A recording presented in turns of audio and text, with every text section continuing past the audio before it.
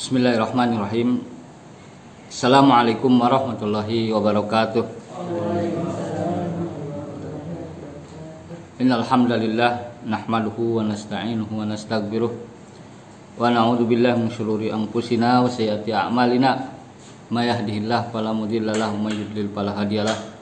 Asyhadu an la ilaha illallah wahdahu la syarikalah wa asyhadu anna Muhammadan abduhu wa rasuluhu la nabiyya ba'dah.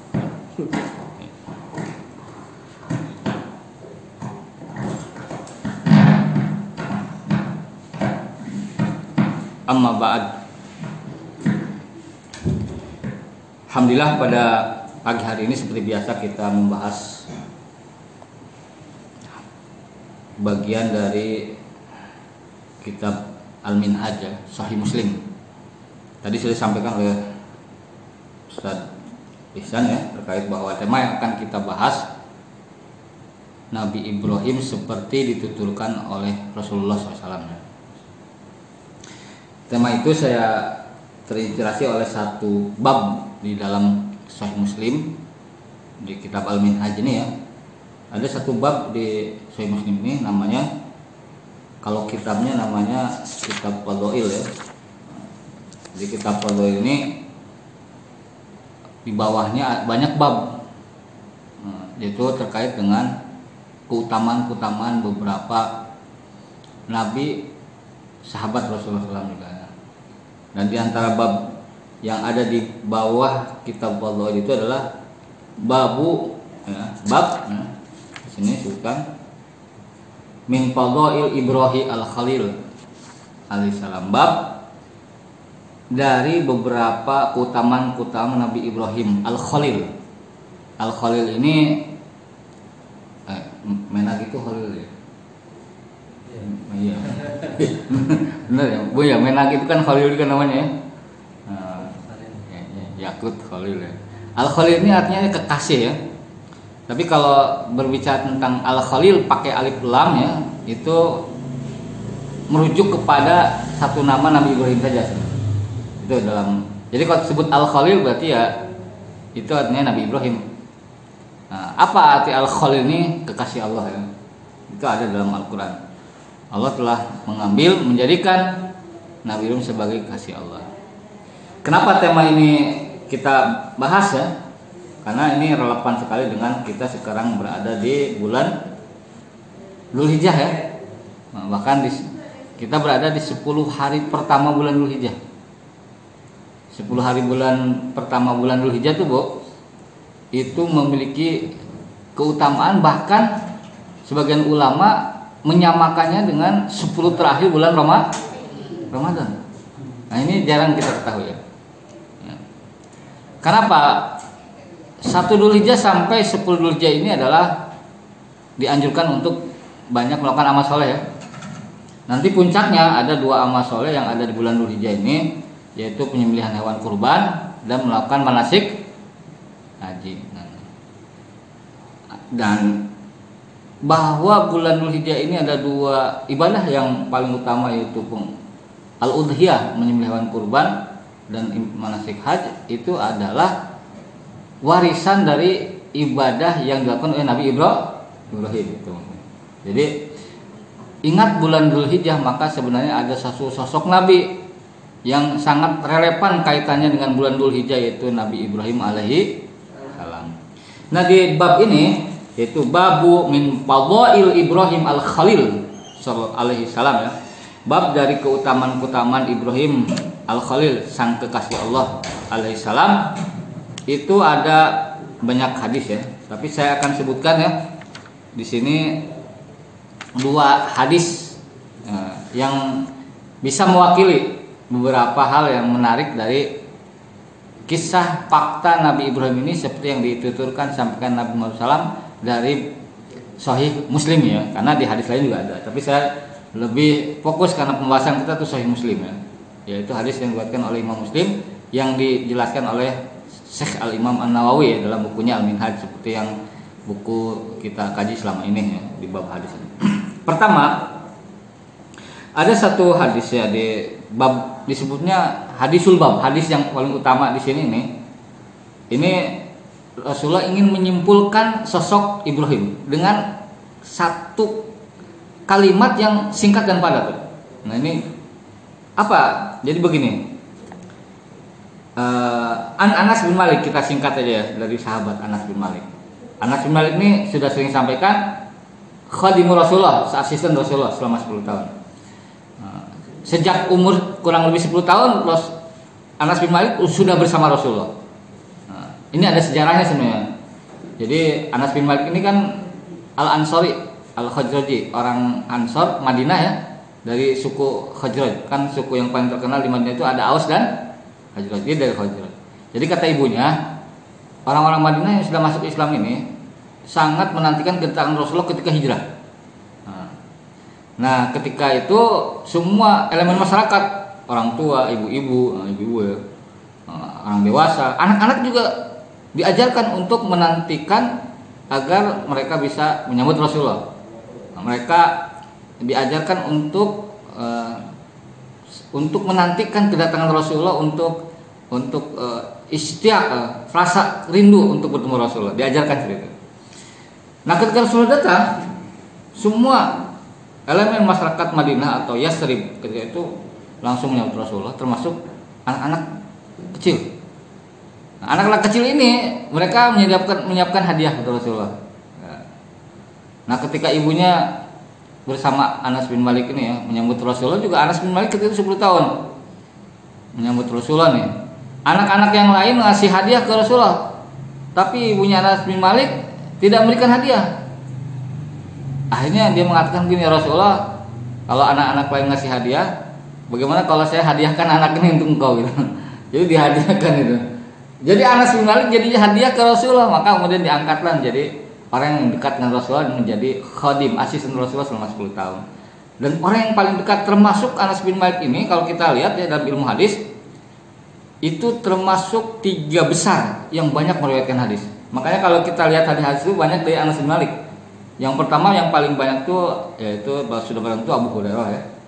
Nah, yang kedua Abdullah bin Umar, yang ketiga ini Anas bin Malik. Makanya kalau kita baca hadis tuh dari sahabat itu ya perawinya itu 3 sahabat yang mulia ini, Abu Hurairah, Abdullah bin Umar sama Anas bin Malik itu warawiri banyak kita baca. Nah, ini untuk penting kita ketahui ya. Jadi Anas bin Malik ini termasuk yang meriwayatkan ini. Dia mengatakan begini, qala ja'a rajulun ila Rasulillah SAW. Tiba-tiba datang seorang laki-laki menemui Rasulullah. Nah, dia menceritakan, menghikayatkan itu. Faqala, laki-laki ini mengatakan begini, ya khairul bariyah. Nah, sering dengar kata-kata khairul bariyah ya. Nah, wahai khairul bariyah. Bariyah itu sebenarnya berasal kata bar itu artinya daratan. Bariyah itu adalah semua makhluk Allah yang diciptakan di daratan. Jadi itu al-bariyah itu adalah makhluk katanya. Jadi Rasulullah dipanggil oleh laki-laki itu, wahai manusia makhluk terbaik. Makhluk terbaik Rasulullah. Nah, ketika dipanggil itu uniknya, nah ini yang paling menarik ya. Faqala Rasulullah sallallahu alaihi wasallam, Rasulullah mengatakan begini. Daka Ibrahim alaihissalam, itu gelar manusia terbaik, makhluk terbaik itu bukan aku. Zaka Ibrahim alaihissalam, itu adalah Ibrahim alaihi salam. Nah, ternyata ya, kata-kata khairul bariyah ini selain disematkan kepada Rasulullah, sebenarnya yang paling pertama kali itu harus disematkan kata Rasulullah bukan kepada dirinya, dan Rasulullah tidak mengatakan itu. Tapi sebenarnya khairul bariyah itu siapa? Ibrahim alaihissalam. Kita kan kenalnya khairul bariyah itu siapa? Rasulullah, padahal Ibrahim. Nah, yang kedua hadis yang akan kita bacakan ya. Nanti kita jelaskan ya. Yang kedua ini ada satu hadis ya. Ini agak panjang, tapi saya akan bacakan. Nah, yang meriwayatkannya Abu Hurairah. Makanya kalau nggak Anas bin Malik, Abu Hurairah atau Abdullah bin Umar. Hadis-hadis sahih itu seperti itu. Mutra jadi orang itu kebanyakannya. Nah, Abu Hurairah bercerita begini, anna Rasulullah sallallahu alaihi wasallam wa Rasulullah sallam qala, berkata begini atau bersabda ya. Lam yakdzib Ibrahimu an-nabiyyu alaihi assalam qattun illa thalasa kadzabat. Kata Rasulullah, Ibrahim seorang nabi alaihi salam tidak pernah berdusta. Qattun sekalipun, illa salasa kadzabat, kecuali 3 kali. Nah ini wah, Nabi bisa berdusta 3 kali lagi batasnya maksimal gitu. Jadi Nabi ya Ibrahim sekalipun tidak pernah berdusta kecuali berapa kali? 3 kali. Nanti kita akan jelaskan. Sintaini fi dzatillah, 2 kali terkait dengan zat Allah. Terkait apa? Qauluhu, yaitu dalam firman-Nya ketika Ibrahim dikutip dalam Al-Qur'an mengatakan gini, inni sakimun, aku sakit. Itu yang pertama. Ini sakimnya ada di surat As-Saffat ayat 89. Nanti kita akan jelaskan. Wa qauluhu, yang kedua perkataannya, firman-Nya Allah Subhanahu wa taala, bal, bahkan fa'alahu kabiruhum hadza, yang melakukan ini semua adalah yang paling besar. Kata-kata itu nanti kita jelaskan. Itu ada di surat Al-Anbiya ayat berapa nih? 63. Al-Anbiya 63. Ini yang kedua kebohongan Ibrahim. Nah, nanti kita jelaskan ya. Wa wahidah, dan yang satunya lagi bisa nih saroh, terkait dengan saroh. Kita nyebutnya sarah ya. Sebenarnya orang-orang bule kan banyak, bukan hanya bule, orang kita juga banyak yang namanya sarah ya. Banyak yang kita namanya sarah ya. Kalau bahasa Arab saroh namanya. Saroh itu Pak secara ibu ya, secara bahasa artinya saroh itu sesuatu yang membuat orang senang, gembira ya. Makanya dalam bahasa Arab kabar gembira bahasanya busro saroh, kabar gembira ya, busro saroh ya. Nah, jadi ini terkait dengan Sarah. Sarah itu siapa? Istri Ibrahim alaihissalam, istri pertama Ibrahim. Ibrahim istrinya cuma berapa? 2 ya nanti. Jadi terkait apa? Fa innahu qadima ardo jabbarin, sesungguhnya Ibrahim pernah singgah di sebuah wilayah ardun ya. Jabbarin, wilayah yang penguasanya ketika itu orang yang sangat jabbar. Jabbar itu ini ya, orang yang ini bengis, kejam. Yaitu Fir'aun ya. Jabbar ya. Wa ma'ahu Sarah, dan ketika itu Ibrahim berjalan bersama istrinya Sarah. Nah ini wa kanat ahsanan nas, dan Sarah ini orangnya baik, ramah ke orang ya. Baik, termasuk orang yang paling baik. Faqala laha, kemudian berkatalah laha kepadanya, siapa? Ibrahim kepada istrinya, mengingatkan istrinya begini, inna hadzal jabbar, nih penguasa bengis yang kita tengah singgah di wilayahnya ini, kata Ibrahim ini. In ya'lam, kalau penguasa bengis ini tahu, annaki, bahwa kamu ini imroati, istri aku, kata Ibrahim, yaglibni alaik, maka penguasa bengis ini ya akan merampas engkau dariku. Jadi kalau tahu bahwa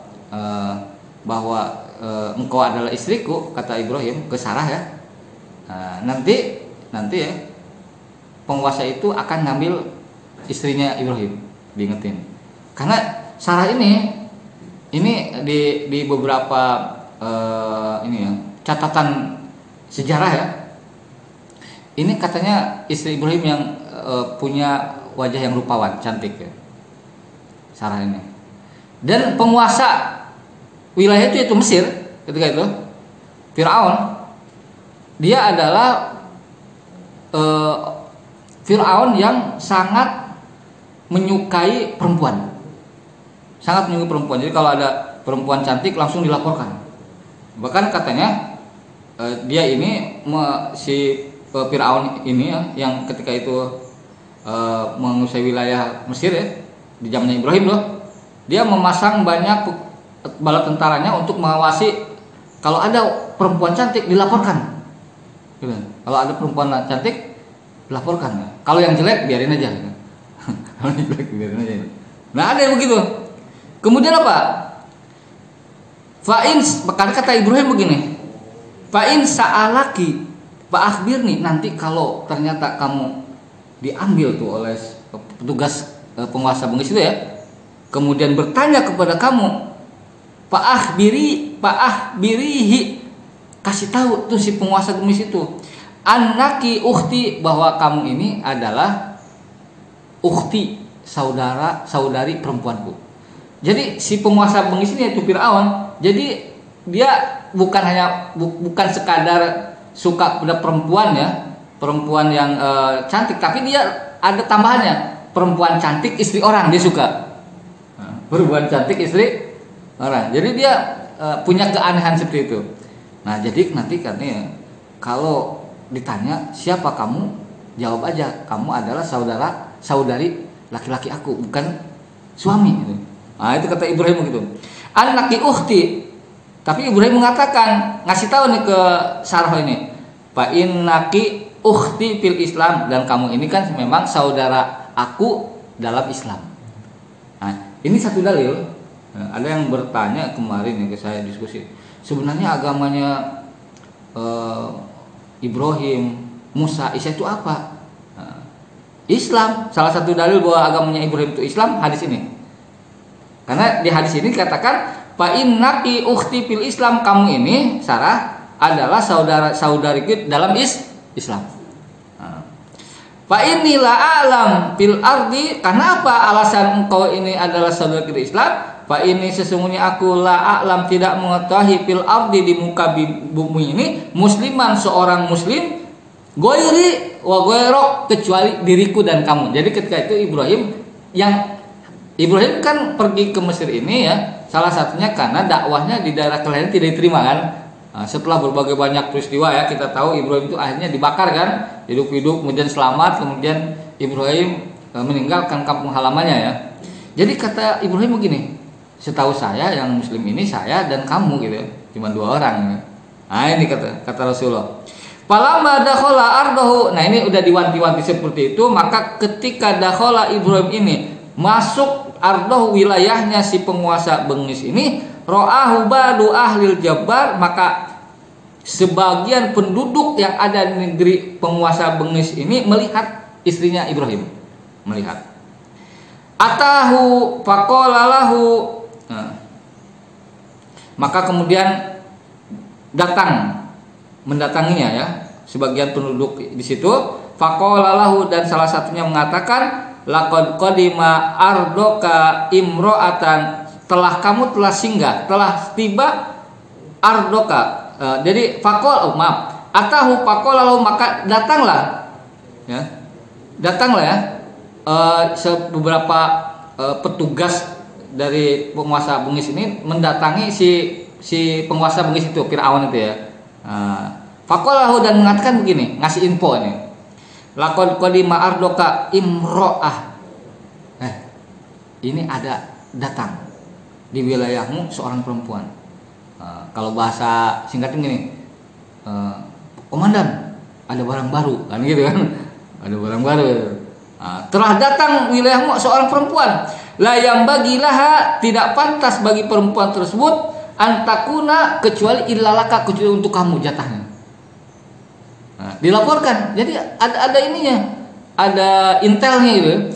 Jadi kalau bahasa sederhana begini, Fir'aun atau penguasa bengis ya, ini ada datang nih perempuan ini yang datang ke wilayahmu pasti adalah milik kamu semuanya, terutama yang cantik gitu kan. Dikasih tahu begitu. Fa arsala ilaiha, maka kemudian diutuslah Fir'aun, mengutus seseorang untuk menjemput istrinya siapa, Ibrahim ya, Sarah itu.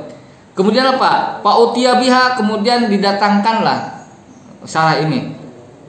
Dan Ibrahim, faqoma Ibrahim, ketika Ibrahim itu berdiri ya, bangkit, ada yang mau menjemput istrinya alaihissalam. Falamma dakhalat alaihi lam yatamalak ayyabsat yadu ilahya. Falamma, maka ketika dakhalat alaihi, masuk Sarah ini. Alaihi ya. Alaihi ini kepada penguasa itu ya, si Fir'aun ini. Lam yatamalak, maka tidak bisa mengendalikan tuh Fir'aun. An basato yadahu ilaiha, untuk kemudian membentangkan atau tangannya ilaiha kepada perempuan tersebut Sarah ya.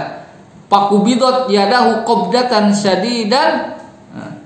Kemudian ya, maka digenggamlah ya, yadahu qabdatan syadidan, tangannya si Firaun itu qabdatan syadidan dengan genggaman yang sangat keras ya. Faqala laha, kemudian berkata kepada Sarah tersebut, "Idillah ayyutlik yadi wala aduriki." Jadi nantang begini. Coba kamu berdoa kepada Tuhanmu Allah agar dia Allah ayyutliko yadi bisa melepaskan genggaman aku, kata penguasa bangsa kata Firaun. Wala aduruki, kalau kamu bisa melakukan itu saya tidak akan menyakiti kamu. Itu kan jadi tantang. Papa alat, maka Sarah ini dia seorang yang sangat kuat keimanannya. Ketika dikatakan oleh Firaun, jadi ketika datang Firaun langsung genggam tangannya ya, keras-keras nih. Kata Firaun begini, coba kamu doa, bisa nggak nih Tuhan kamu untuk bisa melepaskan genggaman saya dari tangan saya kamu. Ditantang sama Firaun nih. Papa alat, maka dilakukan, dia berdoa.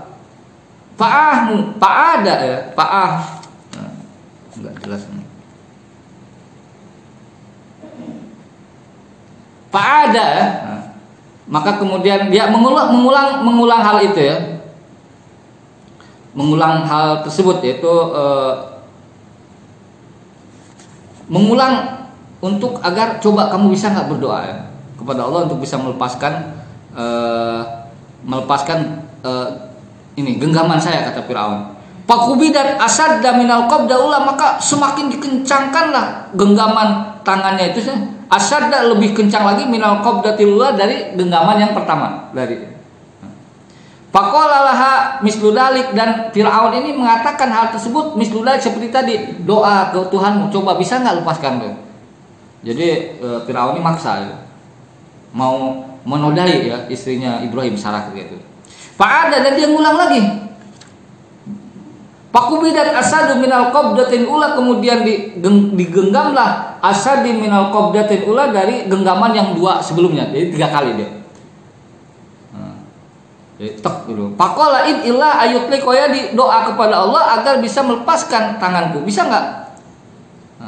Palaki Allah alla yaduruka, maka bagimu demi Allah Allah aduruka, aku tidak akan nyakitin kau kalau kamu bisa berdoa, bisa melepaskan genggaman saya. Papa alat, dia lakukan. Apa yang terjadi? Wa utliqat yadahu, kemudian dilepaskanlah tangan genggaman si Firaun itu. Wada alladhi ja'a biha faqala lahu innaka innama ataini bisyaiton. Jadi ketika ternyata ya, jadi dari perkataan ini akan saya sederhanakan begini. Ketika Firaun didatangkan Sarah, langsung dia ini kan lepaskan. Coba doa kepada Allah, bisa nggak lepas? Pak ada, kemudian kembali lepas. Nyoba yang kedua, lebih keras lagi. Coba doa, kok bisa lagi. Yang ketiga, lebih keras lagi, digenggam sama Firaun. Coba doa, akhirnya bisa juga. Kemudian Firaun begini, wada alladhi ja'a, dipanggillah orang yang mendatangkan Sarah ke hadapan Firaun itu, penguasa bengis. Mana-mana orang yang tadi bawa perempuan ini, suruh di sini, kata Firaun gitu ya. Maka kemudian faqala Firaun mengatakan begini kepada orang yang bawa ini, innaka, kamu ini, innama ataitani, ini bawa orang ini bisyaiton, ini bukan orang, ini setan. Dia takut juga nih. Baru kali ini ada perempuan yang bisa melepaskan genggaman Firaun yang keras begitu. Wah, innama ataitain setan, ini bukan orang, ini apa? Setan. Wajah boleh cantik, tapi ininya fisiknya apa? Kuat itu. Setan katanya. Walam ta'tini bi insan, kamu tidak bawa orang ini bukan manusia, ini setan gitu. Jadi kata setan itu bisa merujuk kepada makna dua. Setan itu adalah kekuatan jin. Karena kan setan ini ya, kalau dalam bahasa kita sering merujuknya kepada orang yang membisiki kita untuk melakukan maksiat tidak kelihatan, itu dari kalangan jin setan ini. Ini bukan orang, jin kalau katanya, anak jin boksi ini. Nah itu jadi Firaun begitu. Nah kemudian apa? Pak akhrajaha min ardi, kemudian orang ini Sarah kemudian disuruh dideportasi. Pak akhrajaha, dikeluarkan min. Pak akhrijha, kata Firaun, Pak akhrijha, deportasi orang ini min ardi, dari wilayahku. Dideportasi, jadi diusir dari wilayahku. Takutan Firaun ya, atau penguasa bengis ini. Wa atiha, alih-alih mau menodai ini ya, Sarah. Pak atiha, kata Firaun ke orang yang bawa Sarah ini, kasih dia hadiah dah. Apa hadiahnya? Hajar, budak perempuan. Nah, ini satu penafsiran. Bahkan ada penafsiran yang mengatakan Hajar ini bukan budak perempuan, putri penguasa bengis itu. Namanya juga penguasa bengis ya, anaknya juga jadi kayak hadiah itu. Yang ini kita tahu kelak Hajar inilah yang kemudian dinikahi oleh siapa? Ibrahim. Nah, jadi ketika Ibrahim nunggu ya, lu gimana nih nasib istri saya? Karena dia kan dirampas ya sama petugasnya kan. Ketika pulang nih, lo kok jadi bawa berapa? Jadi ada 2 gitu. Itu namanya buy one get. Nah, dia punya istri 1 dapat apa? 2. Di riwayat lain mengatakan ketika Ibrahim ya merasakan sangat khawatir karena istrinya dirampas ya sama petugas Firaun ini, dia berdoa kepada Allah, mudah-mudahan tidak dinodai, kemudian dibalikin. Ternyata doanya dikabulkan. Bahkan melebihi ekspektasi harapan. Yang kemudian didapatkan Ibrahim bukan hanya Sarah tapi juga apa? Hajar ini itu adalah menjadi budak, menjadi pembantu Ibrahim nanti. Yang nanti karena Sarah ini lama tidak punya anak, akhirnya Sarah gini, kamu nikahin aja siapa? Hajar, yang dikasih hadiah sama penguasa itu ya. Nanti kan dinikahi. Nanti kita akan tahu bahwa Hajar inilah yang kemudian ya pertama memiliki anak dari siapa? Ibrahim. Siapa anaknya nanti? Ismail. Oleh karena itu Rasulullah mengatakan begini, kalau suatu ketika nanti kalian wahai para sahabat menaklukkan Mesir, itu hati-hati terhadap mereka. Maksudnya apa? Wanti-wanti agar berbuat baik kepada penduduk Mesir. Kenapa? Karena penduduk Mesir ini secara silsilah keturunan itu adalah nenek moyangnya siapa? Rasulullah. Bukankah Rasulullah keturunan dari garis siapa? Ismail. Ismail ibunya siapa? Hajar. Hajar itu berasal dari wilayah Mesir. Gitu silsilahnya. Nah ini nah kita lanjutkan nih ceritanya. Qolat kemudian berkata perawi ini, Pak Akbalat Tamsi, kemudian Sarah ini Pak Akbalat Tamsi berjalan. Falamma ra'ahu Ibrahim alaihissalam insorofa, kemudian ketika Ibrahim melihat Sarah ya, insorofa, kemudian Ibrahim berangkat, beranjak pergi ya. Faqala laha, kemudian Ibrahim mengatakan mahyam. Kata Ibrahim mengatakan mahyam.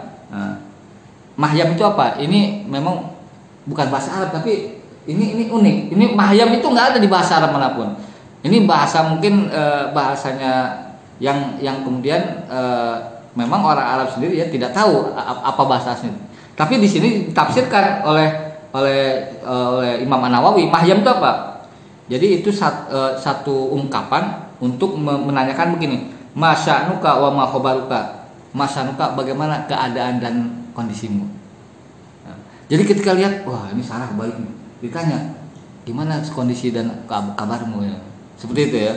Qolat, kemudian Sarah mengatakan begini, khairon, baik-baik saja, fine-fine saja gitu.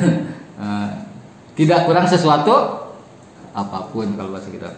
Kafallahu yadal fajir, Allah telah menahan tangan si orang cabul tersebut, penguasa bengis ya. Fajir itu orang yang fujur ya, orang cabul ya. Patil wa akhdama khadiman, malah dia si penguasa bengis ini yang cabul ini, Firaun dalam beberapa tafsirannya. Wa akhdama khadiman, kemudian membeli aku, menghadiahkan aku seorang pembantu malah, yang namanya siapa? Hajar itu. Qala Abu Hurairah patil ka ummukum ya bani ma asama. Ini kata-kata Abu Hurairah ya terkait komen terhadap hadis itu. Nah, ini dua hadis ini menunjukkan dua keutamaan seorang Ibrahim alaihissalam. Hadis yang pertama menunjukkan satu kata singkat padat menunjukkan keutamaan Ibrahim yang oleh Rasulullah Shallallahu Alaihi Wasallam disebut khairul bariyah. Nah, saya ingin ulang lagi ya, khairul bariyah, manusia makhluk terbaik. Bariyah itu sekali lagi adalah makhluk Allah yang ada di daratan sebenarnya. Tapi kemudian sebuah ungkapan khairul bariyah itu adalah makhluk terbaik. Jadi makhluk terbaik khairul bariyah itu gelar yang sekali lagi disematkan kepada dua orang. Yang pertama kepada Ibrahim, yang kedua kepada Muhammad sallallahu alaihi wasallam. Oleh karena itu di penjelasan Al-Imam An-Nawawi di kitab yang ada di hadapan saya ini ya, kitab Al-Minhaj nih, ketika mengatakan kenapa Rasulullah mengatakan khairul bariyah ya, bukankah Rasulullah adalah manusia terbaik? Nah, ya kan begitu pertanyaannya. Maka ada beberapa penafsiran saya akan bacakan ya. Qala ulama'u, kenapa Rasulullah mengatakan ketika mengatakan kepada Ibrahim alaihissalam sebut khairul bariyah? Para ulama mengatakan innama qala sallallahu alaihi wasallam hada tawadu'an wa ihtiraman li Ibrahim li khullatihi wa ubuwatihi. Sesungguhnya Rasulullah mengatakan itu adalah bentuk tawadu. Tawadu itu rendah hati. Kemudian apalagi penghormatan kepada Ibrahim. Kenapa? Ibrahim adalah nenek moyangnya, Ibrahim adalah seniornya. Nah, jadi memang di dalam Islam ini selalu menghormati orang yang lebih dahulu dari kita, Pak. Makanya kepada orang tua itu kita ihtiram ya. Orang tua kepada yang lebih muda itu menunjukkan kasih sayang. Nah, itu. Jadi begitu. Jadi kata para ulama, kenapa disebut Ibrahim oleh Rasulullah khairul bariyah sebagai bentuk Rasulullah tawadu ya, sebagai bentuk ihtiraman karena Ibrahim adalah seniornya, ya, Ibrahim adalah nenek moyangnya. Itu yang pertama. Kenapa? Karena dalam hadis lain Rasulullah pernah mengatakan, hadis sahih ya, ana sayyidu waladi Adam, aku ini sayyid, penghulu ya, pemimpin anak cucu Adam. Berarti kan yang terbaik adalah Rasulullah sallallahu alaihi wasallam. Tapi Rasulullah mengatakan itu bukan untuk al-ibtikhar, bukan untuk sombong, arogan, wala at-tatawul ala man taqaddam, bukan juga untuk merasa dirinya lebih daripada orang nabi yang Rasul yang mendahului dia, bukan Rasulullah itu. Bal qalahu bayanan lima arama bi bayanihi wa tablighi, tapi Rasulullah mengatakan saya ini adalah penghulu anak cucu Adam. Itu adalah sebagai penjelasan apa yang perlu dia sampaikan dari Allah Subhanahu wa taala. Karena ingin menegaskan Rasulullah itu adalah penutup para nabi dan rasul yang harus dijadikan teladan utama umat manusia. Nah, jadi itu Ibrahim itu ya, seperti itu ya. Khairul bariyah itu. Kemudian kalau kita lihat ya, kenapa Ibrahim alaihissalam ini ya disebut sebagai khairul bariyah? Karena kalau kita kaji dalam Al-Quran, setidaknya ada beberapa poin yang memang Ibrahim pantas disebut khairul bariyah, manusia makhluk terbaik. Pertama, Ibrahim ini adalah disebut sebagai simbol tauhid. Ini penting ya, simbol tauhid, penyeru, pembela tauhid. Itu yang paling ikonik, yang paling simbolik itu adalah Nabi Ibrahim salam. Dan diantara ayat yang menunjukkan ini ya, Bapak Ibu dapat dilihat dalam surat Al-An'am 74, Ibrahim mengatakan begini, wa id qala Ibrahimu li abihi Azar, dan ingatlah ketika Ibrahim mengatakan kepada bapaknya Azar ya. Ada yang menafsirkan Azar ini pamannya, tapi kalau lihat di Al-Qur'an nyebutnya bapaknya ya. Jadi redaksinya seperti itu.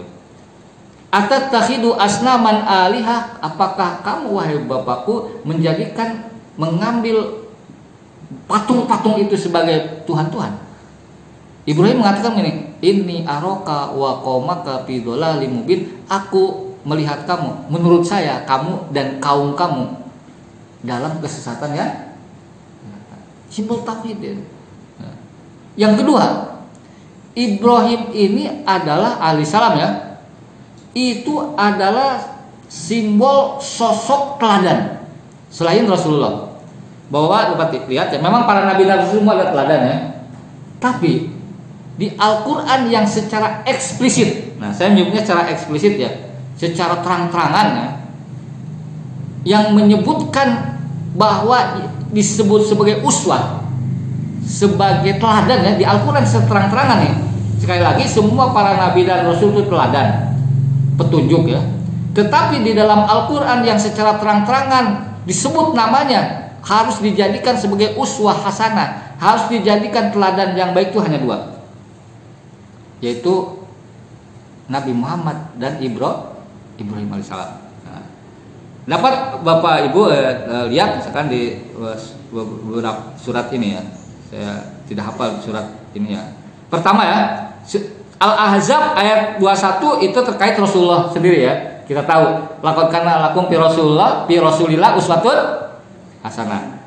Yang kedua, di surat Al-Mumtahanah ayat 4. Al-Mumtahanah ayat 4. Qad kanat lakum, sungguh telah ada lakum bagi kalian uswatun hasanah, teladan yang baik fi Ibrahim, dalam diri Ibrahim. Jadi hanya dua.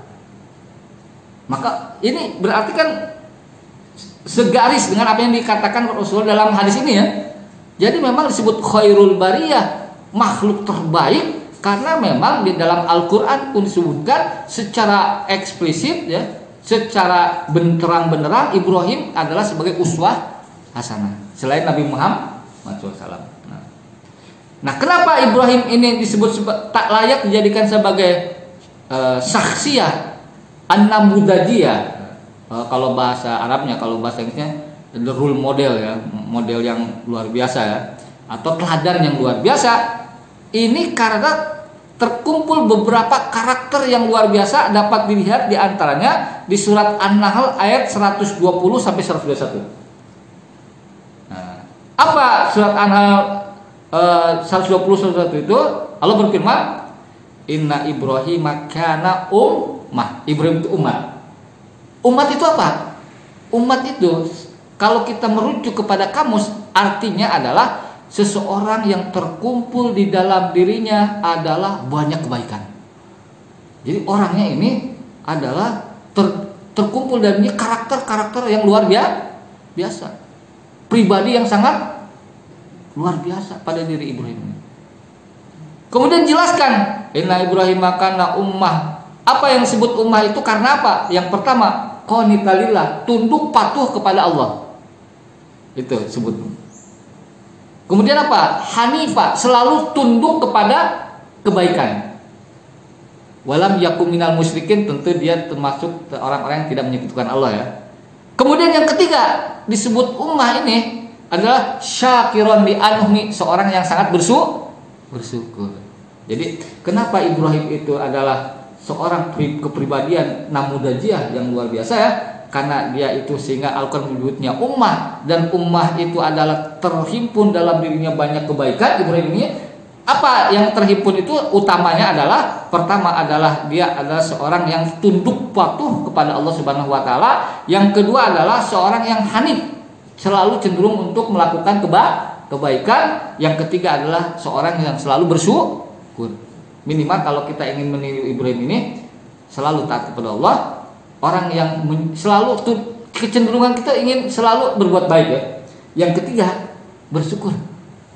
Bersyukur ini ya, itu adalah salah satu bentuk ya, kita mengakui ketetapan ya, dan ketentuan Allah Subhanahu wa taala. Itu bersyukur ya, ketetapan dan ketentuan. Karena di beberapa hadis ya, kalau kita mengekspresikan diri kita seperti tidak menerima ketetapan dan ketentuan Allah ini, bisa keluar dari wilayah iman. Seperti niyah.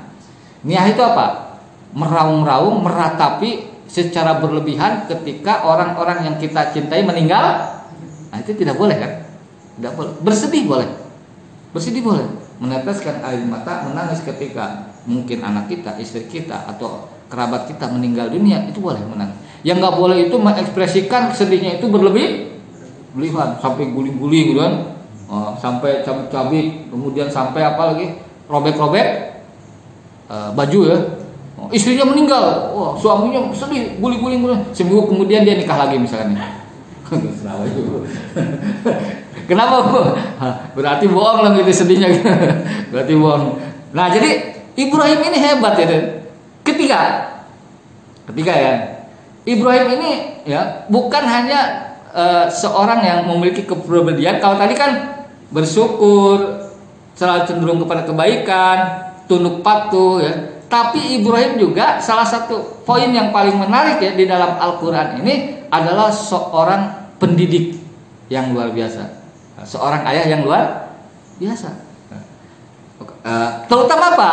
Seorang ayah yang tujuan utama mendidik seorang putra, seorang anak keturunannya itu adalah agar menjadi anak yang soleh atau soleha. Coba lihat doa Ibrahim. Bahkan dalam surat Ibrahim ayat 35, ayat 40. Nah, itu doa-doa Ibrahim nih, ayat 35 dan 40 ya, di antaranya Ibrahim pernah berdoa seperti ini. Rabbi al-hada baladan amina, ya Allah jadikan negeri ini Mekah adalah negeri yang sangat aminah ya, aman ya. Ada doanya, wajnubni wa baniya an na'budal asnam, jauhkan aku dan anak-anakku dari menyembah apa? Enggak, jauhkan dari menyembah asnam, berhala-berhala. Di surat Ibrahim 40 dikatakan begini, Rabbi ij'alni muqimas shalah wa min dzurriyyati, ya Allah jadikan aku yang selalu mendirikan sholat dan keturunanku. Di surat Al-Baqarah juga sama 132, yaitu memberikan petunjuk kepada kita Ibrahim ini bahwa tujuan mendidik anak ini adalah menjadi anak yang soleh dan soleha. Itu yang paling utama.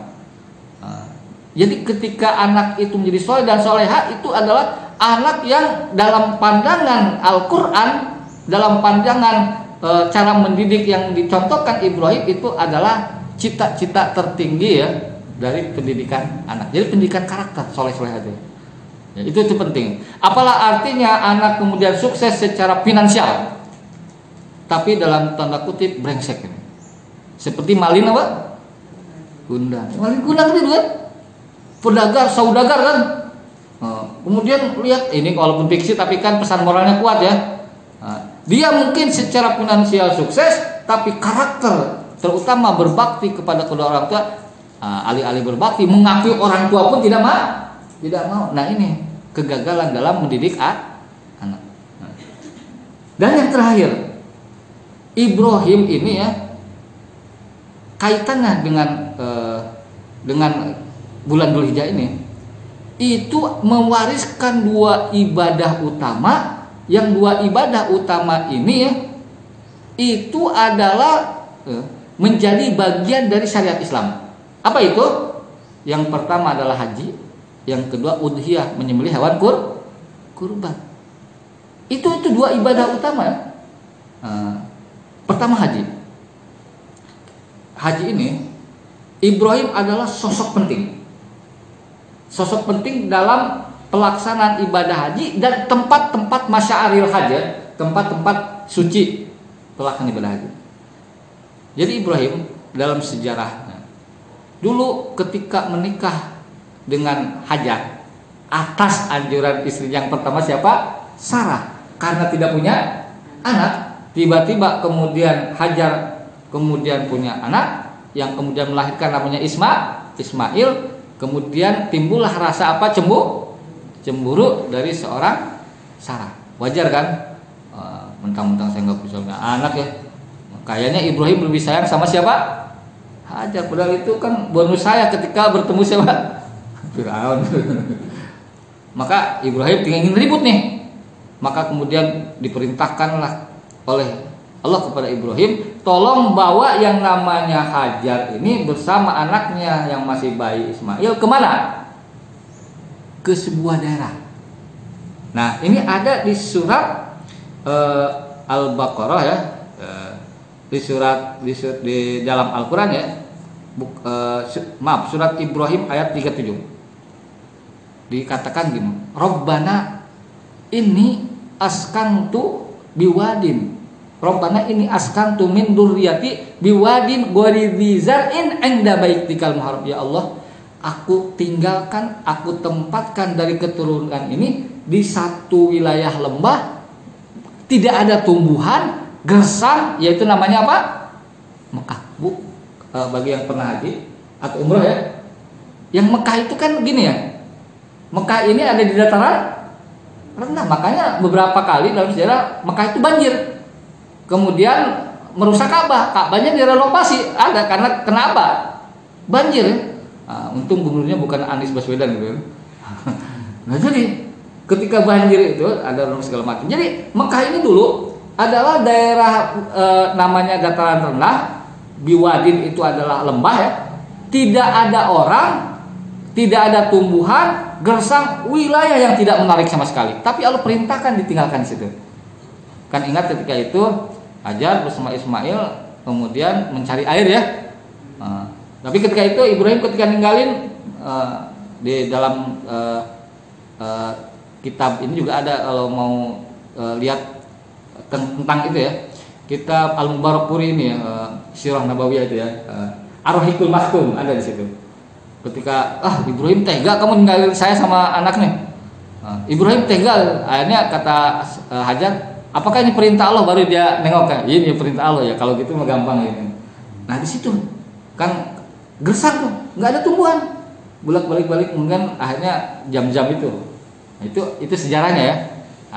Muncullah ayat, dan sampai sekarang itu kan peristiwa itu kurang lebih 4.000 tahun yang lalu. Jadi sumur yang sekarang masih bisa menyuplai jutaan jemaah haji ini, namanya sumur apa? Zam-Zam ini bisa memberikan minum jutaan jemaah haji ini. Nah, Indonesia aja sekarang 70.000 ya, tambah 80.000 ya. Sebelumnya 220-210.000 ya. Ada 3 atau 4 3 jutaan lah jemaah haji. Air Zam-Zam nggak pernah apa? Nggak kering Pak, itu ajaib udah. Nggak pernah habis loh.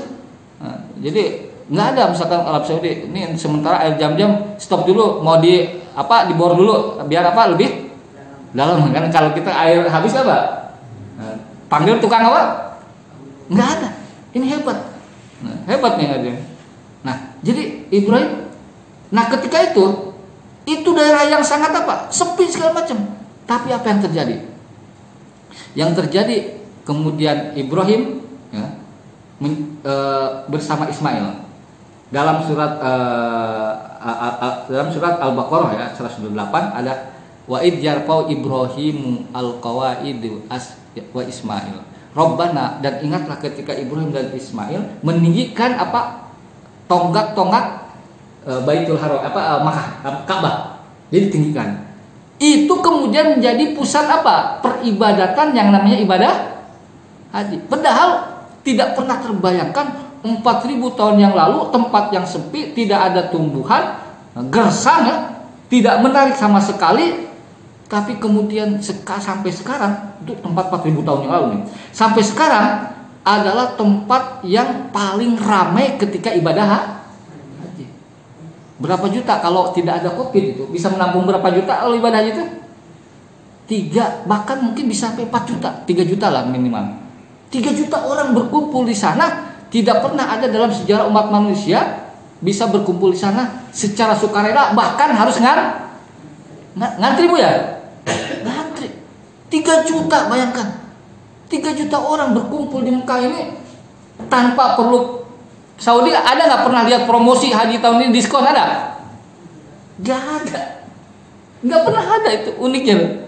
Saudi nih orang Mekah sih ya, nggak usah promosi agar orang datang ke Mekah pun pasti apa? Karena yang sudah jadi promosi pertama kali itu Ibrahim, ketika Ibrahim diperintahkan oleh Allah untuk mengumandangkan, untuk mendeklarasikan, untuk mengumumkan agar orang datang ke Mekah walaupun sepi ketika itu. Ajaib nih doa Ibrahim ini.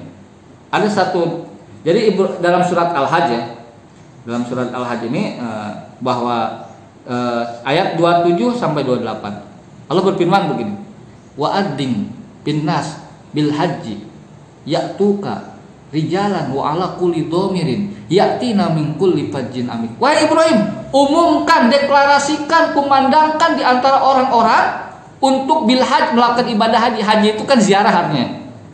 Mereka akan datang berjalan kaki, menunggangi unta kurus, min kulli fajjin amik, akan datang dari seluruh pelosok dunia. Ibrahim berdoa ketika itu untuk mengumandangkan itu 4.000 tahun yang lalu. Tempat itu masih sepi. Tapi apa faktanya sekarang? Tempat yang paling ramai, Bu. Tempat yang paling ramai. Nah, itu. Yang kedua, yang terakhir. Udah 6:30 nih. Ibadah kurban. Apa kaitan ibadah kurban dengan peristiwa Ibrahim alaihissalam? Walaupun ini kaitannya adalah dihubungkan dengan hadis doib. Ada hadis doib ya. Hadis riwayat Ibnu Majah yang menurut Syekh Albani ini hadisnya doib, tapi ini merupakan hadis yang bisa memotivasi kita. Jadi ketika itu dari Abu Dawud an Zaid bin Al-Arqam dari an ashabi Rasul, dari sahabat Rasulullah, kalau para sahabat mengatakan begini, ya Rasulullah, ma hadhil adhi, ini hewan-hewan sembilan ini apa? Kalau Rasulullah mengatakan begini, sunnatu abikum Ibrahim, ini hewan sembilan ini adalah tradisi sunnahnya bapak kalian, nenek moyang kalian, siapa? Ibrahim. Nah ini hadisnya. Kemudian para sahabat mengatakan, kalau Rasulullah pamalana fiha ya Rasulullah, kalau begitu apa yang harus kita lakukan terkait ini kurban-kurban ini? Itu yang bukan tradisi Ibrahim. Kata Rasulullah begini, bikuli sya'aratin hasanah, ingatlah bahwa setiap satu rambut helai, rambut bulu itu adalah satu kebaikan. Kalau para sahabat mengatakan, ya Rasulullah pasuk, apakah satu bulu dari hewan ternak yang akan disembelih itu juga kebaikan kalau kita jadikan kurban? Kata Rasulullah, bikulli sya'aratin minas supi hasanah, setiap satu bulu dari hewan ternak yang kita sembelih ini ada satu kebaikan. Maka kalau kita kurban kambing aja yang kurus, berapa jumlah bulu yang dia miliki? Pernah hitung? Belum, saya juga nggak pernah. Tapi coba nanti Bu ya, di googling jumlah bulu paling sedikit di kambing berapa? Pernah nggak? Saya kira mungkin perlu ada yang ngitung juga ya. Mungkin dengan teknologi tertentu bisa kehitung, tapi nggak ada kerjaan juga sih ya. Lain ngapain? Ngitung apa bulu? Kambing. Jangan kambing untuk latihan, kucing aja dulu ya. Anak kucing lah ya. Anak kucing dihitung bulunya gitu. Nah, dulu ada mitos ya. Kalau kita bunuh kucing, siksaannya suruh apa? Ngitung bulu kucingnya katanya. Nah, jadi orang takut tuh nyiksa kucing, bukan salah takut, nyiksa binatang apapun dalam Islam tidak boleh kan? Tidak boleh, Bu, hati-hati, makanya ngadu ayam ya, ngadu domba itu nggak boleh. Nah, jadi itu kaitannya. Apalagi kemudian para ulama mengaitkannya dengan peristiwa penyembelihan Ismail. Kita tidak akan berpanjang lebar dalam ini karena ini kaitannya nanti dengan bab fikih. Tapi ketika Rasulullah mengatakan bahwa Ibrahim itu khairul bariyah, manusia terbaik, karena memang Ibrahim itu adalah di dalam Al-Quran digambarkan sebagai pertama simbol pembela penyeru tauhid, yang kedua adalah sebagai saksiyah namudajiyah atau sosok yang patut dijadikan teladan, karena Ibrahim seorang yang taat kepada Allah, orang yang selalu cenderung kepada kebaikan, orang yang selalu bersyukur. Kemudian Ibrahim merepresentasikan dua ibadah yang menjadi ibadah utama umat Islam, yaitu haji dan menyembelih hewan kurban. Dan ingat pula Ibrahim adalah seorang yang pendidik yang memberikan satu standar. Apa target mendidik anak kita adalah menjadi seorang yang soleh dan solehah. Itu baru khairul bariyah ya. Nah, yang keduanya singkat saja terkait dengan peristiwa tadi ya, bahwa Ibrahim katanya disebut berbohong ya. Di situ para ulama berbohong situ namanya tauriyah. Tauriyah itu apa? Tauriyah itu kita mengungkapkan sesuatu yang dalam maksud kita itu lain, tapi nanti akan dipahami pasti oleh lawan bicara kita lain untuk apa? Kepentingan tertentu. Terutama untuk menolak kezaliman. Contoh tauriyah ini adalah Ibrahim sendiri.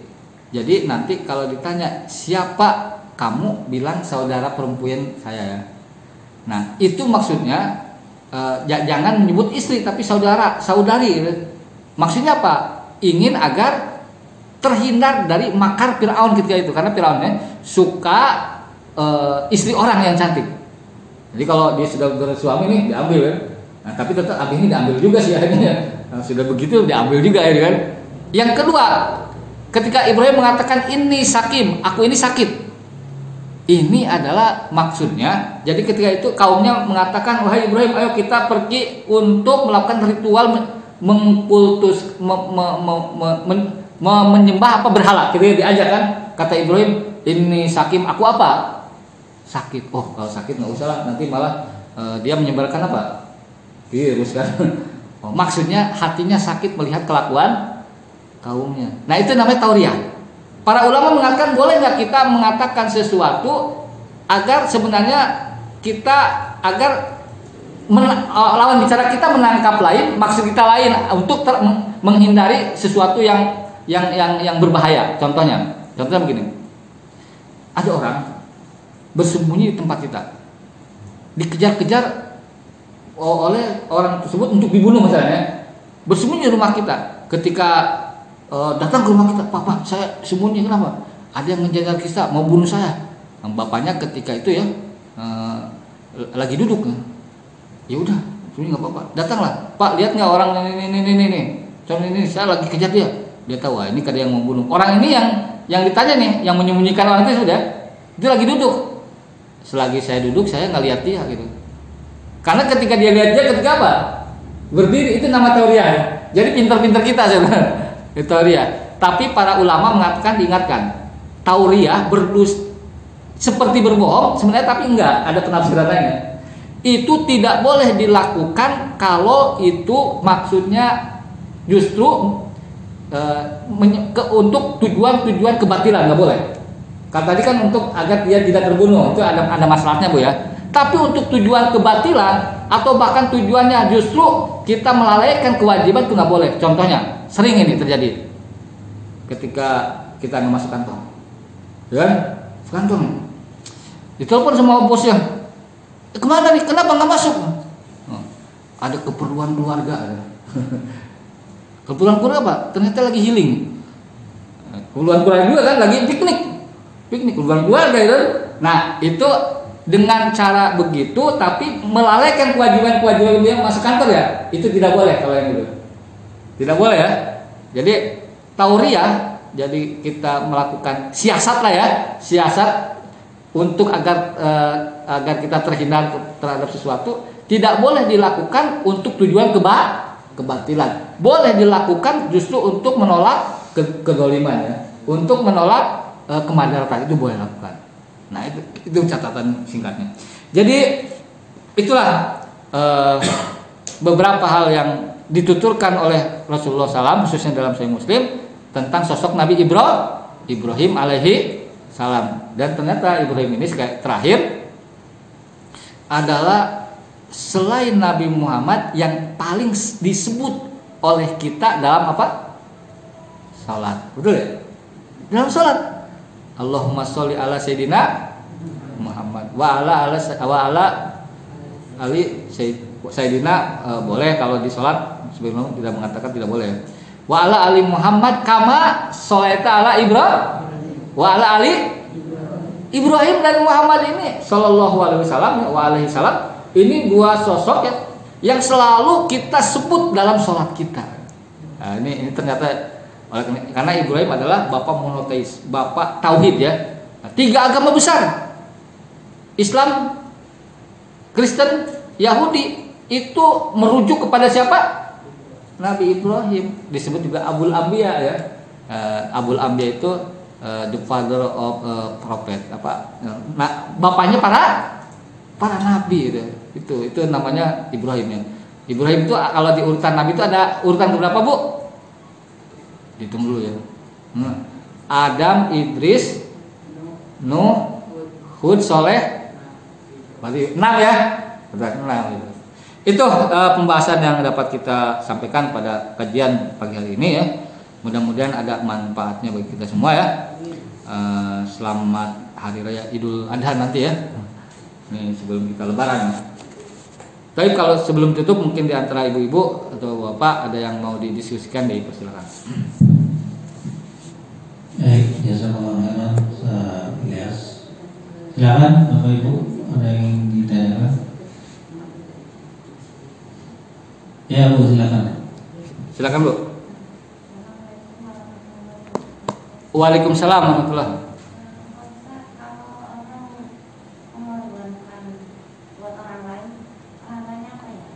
Oh ya, pahalanya apa ya? Jadi kita punya kita beli kambing atau sapi, kasih ke orang, silakan berkurban ya. Pahalanya dia bukan pahala kurban, pahala sedekah ke orang tersebut, maka orang tersebut pahalanya kurban. Insya Allah seperti itu ya. Boleh banget ya. Ibu kalau kelebihan kurban boleh buat saya gitu. Seperti ini, istri saya di sekolah, kemarin bilang begini, wah saya dapat ini jatah kurban katanya. Sekian lama mengajar baru sekarang dapat giliran. Jadi dia dikurbanin sama sekolah ya kan? Sama sekolah. Jadi sapi untuk 7 guru itu. Istri saya kan guru ya. Wah, berarti kurban yang di rumah gimana? Oh, ya berarti itu saya sama anak-anak aja gitu. Jadi gitu. Jadi boleh, Bu. Jadi ini kalau dan ibu coba mungkin ibu ini bisa kurban yang belum boleh Mas. Sedangkan yang itu belum korban karena dia mengutamakan orang tua gitu. Nah, sebenarnya ya ibadah itu adalah tanggung jawab diri sendiri dulu ya. Nah, jadi sebenarnya begini, kalau kita di rumah ini bukan numpang sih, kita juga menafkahi dan memang tinggal bersama kita orang tua kita, anak kita pasti lah istri kita. Maka sebagian ulama kalau kita berkurban kemudian mengatakan kurban itu atas nama saya dan ahli bait itu orang yang tinggal di rumah itu. Boleh. Kita bawa kambing udah kurus lagi kan, tapi udah memenuhi syarat sih. Ini kurban atasnya mas siapa? Nama saya, istri saya, orang tua saya, ayah saya tinggal di rumah nih. Anak saya 10 gitu kan. Keponakan juga di situ. Nah, ini dagingnya gimana? Ya pokoknya atas nama itulah kita ahli bait. boleh. Atau pertama korban itu mengutamakan orang lain sedangkan diri sendiri. Menurut saya sih harusnya diri sendiri dulu. Karena memang itu membutuhkan karena udah sepuh gitu. Oh jadi takutnya meninggal duluan ya? Iya. Sebenarnya gampang. Agar walaupun nanti kan ada pertanyaannya begini nanti.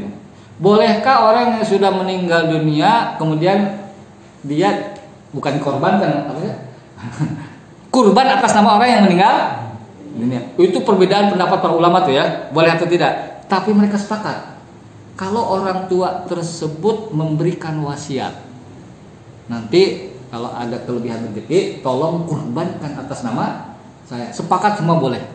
Jadi Bu kalau ada orang tua nih, ini nggak cukup umur nih nanti nih dia kalau dia mengandalkan uang sendiri ya untuk kurban, bilang aja Bu wasiat ya. Wasiatnya apa? Kalau ada kelebihan rezeki tolong kurbankan atas nama saya. Itu sepakat para ulama boleh.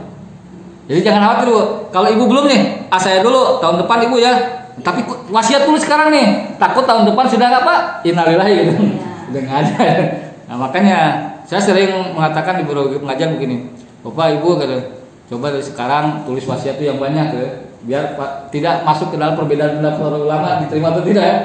Wasiatnya itu kalau ada kelebihan rezeki tolong anakku bangunkan masjid atas nama saya, kurban setiap tahun atas nama saya, umroh tiap tahun atas nama saya. Aduh anaknya bingung nih baca wasiat.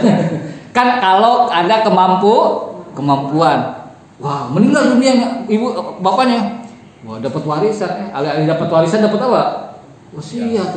Wasiatnya ini dan membutuhkan dana ya besar. Kalau anaknya kaya raya dan diberikan kelimpahan rezeki, itu para ulama menjadikan lebih sepakat ya, lebih enak gitu. Makanya sekarang tulis wasiat ya. Tapi kan kita kalau tulis wasiat itu kesannya akan apa? Meninggal. Padahal kalau baca buku-buku fikih ya, dianjurkan sebelum kita tidur ini tulis wasiat ditaruh di bawah apa? Bahkan dianjurkan gitu. Jadi sebelum tidur nih Bu tulis wasiat. Kalau besok nggak bangun lagi, tolong ya wasiatnya. Tolong apa? Tolong jaga bapaknya atau ibunya ya. Wasiat itu. Tolong nanti saya kurbankan setiap tahun. Nggak masalah sih. Nah, jadi saran saya, kalau belum ibu kurban atas nama sendiri. Bagaimana dengan orang tua? Udah orang tua kalau tinggal sama kita berarti sudah include. Kalau nggak tinggal sama kita berarti tahun depan. Tapi dikasih tahu Bu wasiat ya, wasiat. Tolong kalau tahun depan Saya saya kurban atas nama saya kalau saya tidak ada umur ya. Nah, itu bisa, nggak ada masalah. Insya Allah begitu caranya gitu. Makasih Pak Ustaz. Sama-sama Bu. Baik, ada lagi? Nah, kalau nggak ada lagi kita cukupkan Pak Ustaz ya. Demikian kajian pada pagi hari ini, mudah-mudahan ada manfaat bagi kita semua. Kurang lebihnya mohon dimaafkan. Aku qouli hada wa astaghfirullahi wa lakum. Subhanakallahumma wa bihamdika asyhadu an la ilaha illa anta astaghfiruka wa atubu ilaik. Wassalamualaikum warahmatullahi wabarakatuh. Waalaikumsalam. Terima kasih. Juga Bapak-bapak Ibu hadiri kajian pagi di Musala. Mudah kita diberi umur untuk terus bisa ikut taklim setiap ahad pagi di Musala. Tutup dengan hamdalah dan doa kafatul majelis. Alhamdulillahirabbil alamin. Subhanallahumma wa bihamdika asyhadu an la ilaha illa anta astaghfiruka wa atubu ilaik. Assalamualaikum warahmatullahi wabarakatuh.